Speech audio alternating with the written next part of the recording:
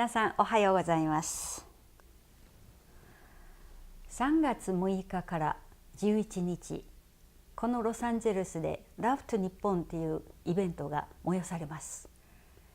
最後の日にフィナーレを飾る映画会があります。タイトルは今日 Today 今日。その映画監督オースティン・オーガーさんにスタジオの方へお越しいただいております。オースティンさんになぜこの映画を作ることに気になったのか。Nice to meet you, オースティンさん。Nice to meet you. Thank you so much for having me. You're very welcome. What made you feel you want to produce this movie? I think this is a very, very special and important topic. And I feel like when we first started the project, we had a deep care and passion for the people of the Tohoku region. And we got even more involved when we went there and realized so many people felt forgotten. They wanted their stories to be told, but nobody wanted to tell them. They wanted to focus. Is that right? With so many, much coverage from all over the world, still not enough. Still not enough. A lot of the coverage went to Fukushima. Oh, I see.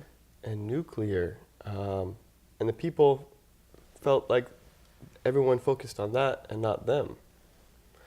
So we wanted to make a production to really help show their story to the world.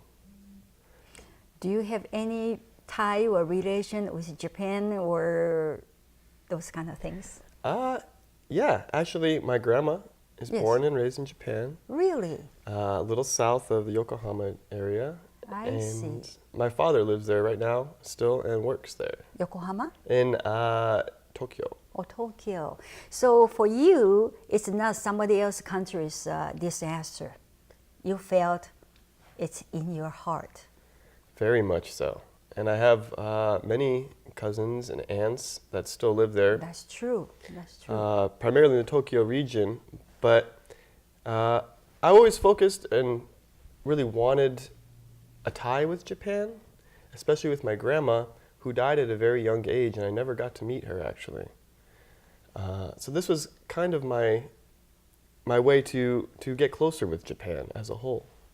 It just happened to be this, I shouldn't say that this disaster happened, and it will be making more motivation to get closer tied to Japan. Is that Exactly. what it is? No, yeah, exactly.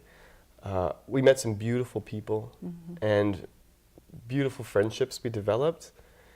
And they said, can you please get our message out to the world, as large of an audience as you can? Don't forget about us. So that's kind of been our mission, to help people not be forgotten. So where do you pick up the title, 今日 today? そして Japanese character, 今日. What make you feel you want to put that kind of title? In the end, that's what really mattered to a lot of people, was today. Because people who went through the disaster just found out that they can't trust in tomorrow, because all you have is today. So maybe there was plans and development for the future, and then it got No guarantee. No guarantee. So that was the most important thing, was life and living today. Right now. Right now. Taking pride in that and living it to the fullest, truly, as cliche as that sounds, but it was really important. The little things in life.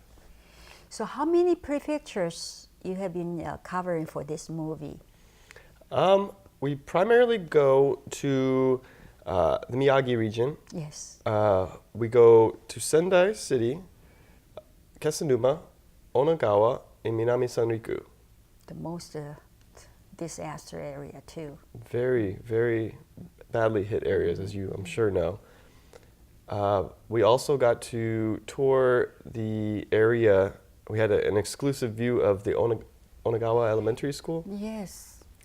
And that was a very, very sad and tragic story. They lost many students and many teachers as well. The son, which is Sota, he was the son of a teacher there. So he was able, with his knowledge of the situation, to bring us around and really give us some inside story of the school.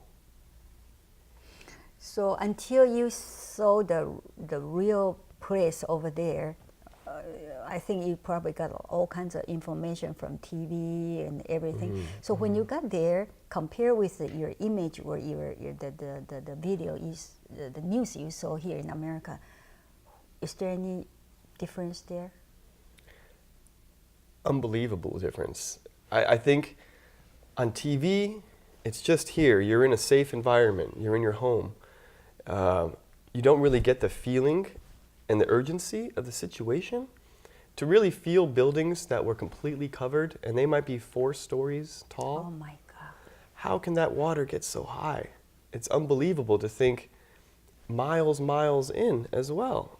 It's just a thick wall. It's not just one big wave. And it's just, I think we saw water come in, but we didn't realize that it keeps coming in more and more, one after another. And it created damage unbelievable. It could move stones and...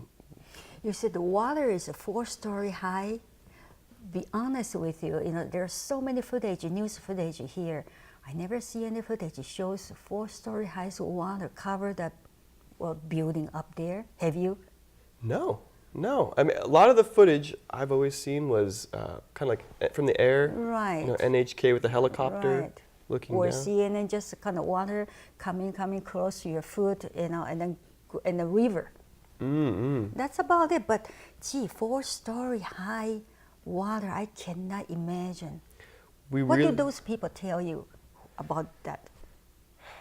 They were speechless. They could not believe that the water would go that high. And many of them went to smaller buildings. They said, it won't go this high. I see. And it rose and rose. And so they had to leave to go to taller buildings. That's if they have enough time. If you're lucky enough, then they will. Otherwise, you will be washed out. Yeah, like many tragedy that happened to many people. It was really shocking and impactful. And then in our movie, we try to really show that, to give the effect of this is where it is, and to try to help people prepare, to let Japan be an example for people around the world that this can happen and you should prepare. That's what Masako-san always tried to tell people in Los Angeles. Anything, anytime could happen, and the ocean is right over there.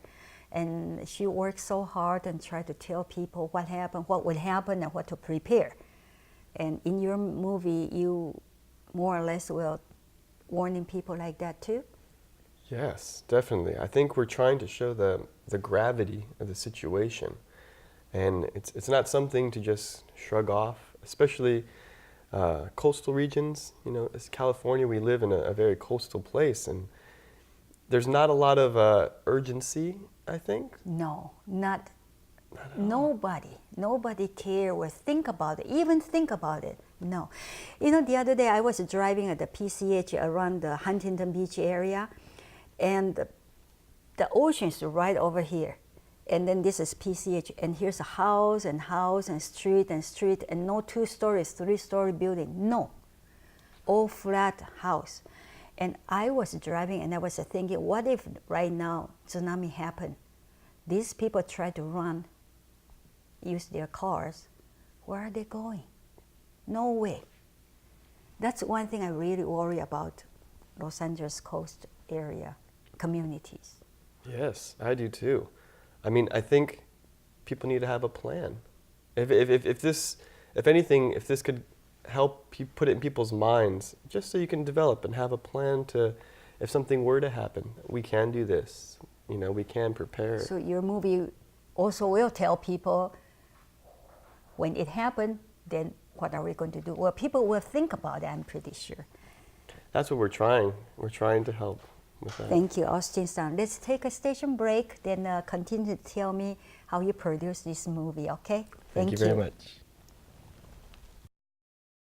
Austin-san, to make a film, make a movie, it's not very easy. And especially you have to go all the way to Tohoku area and to talk to people, to shoot a disaster area. It must be very tough. And then besides, I believe you're the one that did everything, directing, filming, audio, everything. Is that pretty hard for you to do this kind of project? It's been a labor of love. I've really loved everything that I've got to partake in, and I would love to take credit for everything, but I had a beautiful team, both in Japan and America, helping me out. Our Japanese team introduced us to all the right people. We had a beautiful guide named Kumiko that brought us in. She was from the Miyagi University of Education. So she herself had the experience over there too. She did. I see. She did. And then we had all introductions to people, locals, through her. We also have on this side, we have sound engineer, beautiful people working with our editing and music to make it the best possible message as we can. Mm-hmm. Mm-hmm. During the filming, did you find anything very touching to you?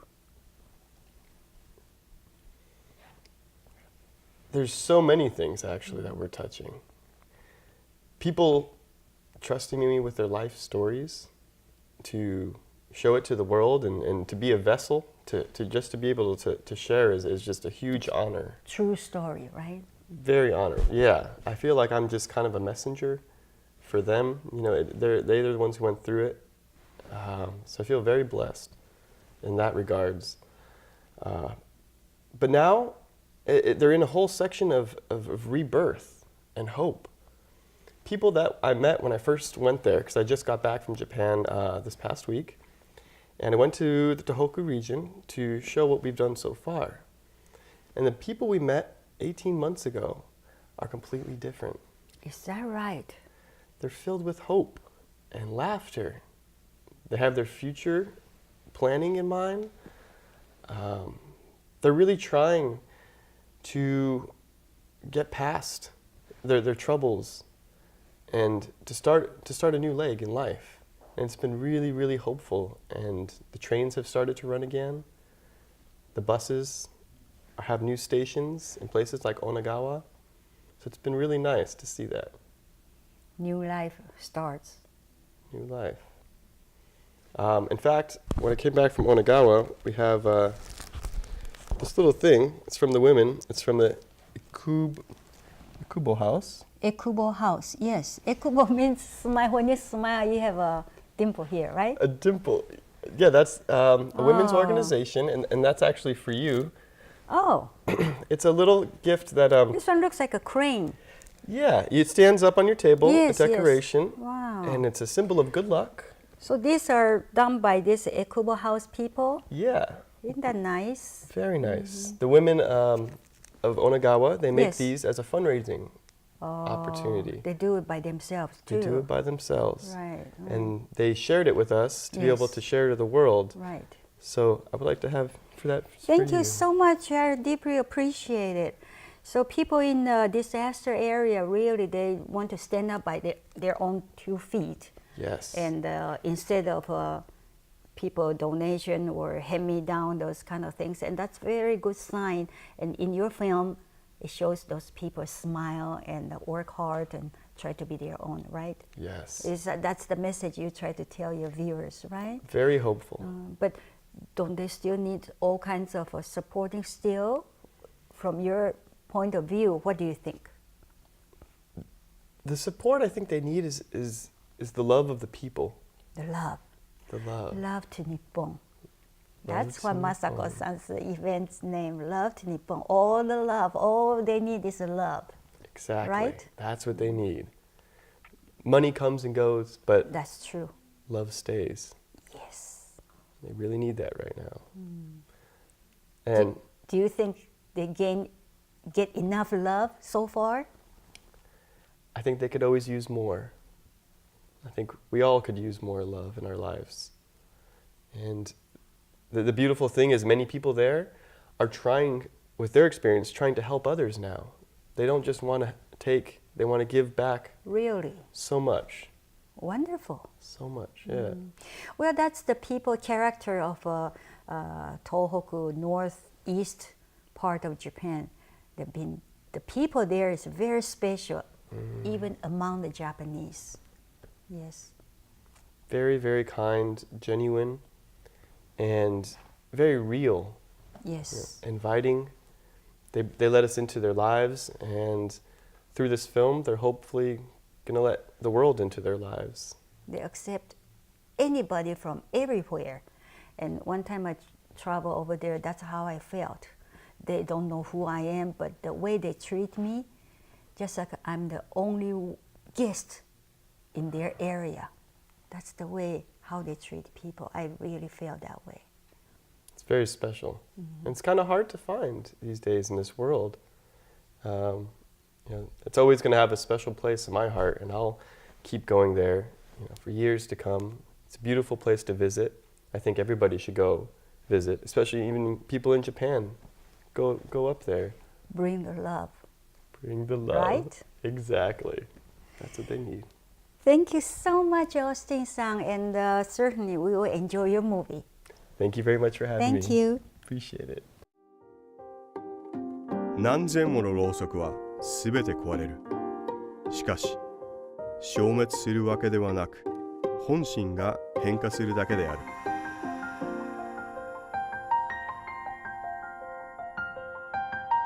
When tragedy crashes its way into our daily lives, we must either choose to adapt and overcome these hardships, or find ourselves consumed by life itself.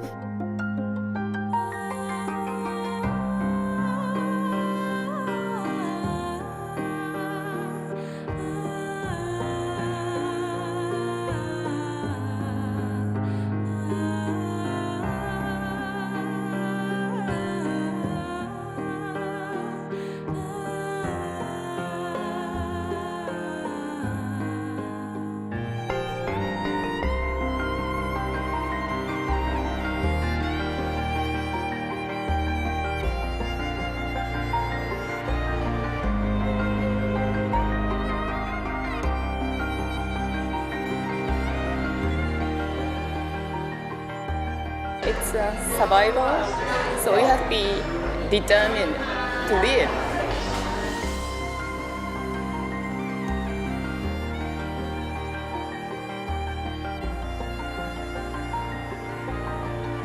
When much is gone and little remains, how do we begin to rebuild? Where does one find the purpose, the strength, the will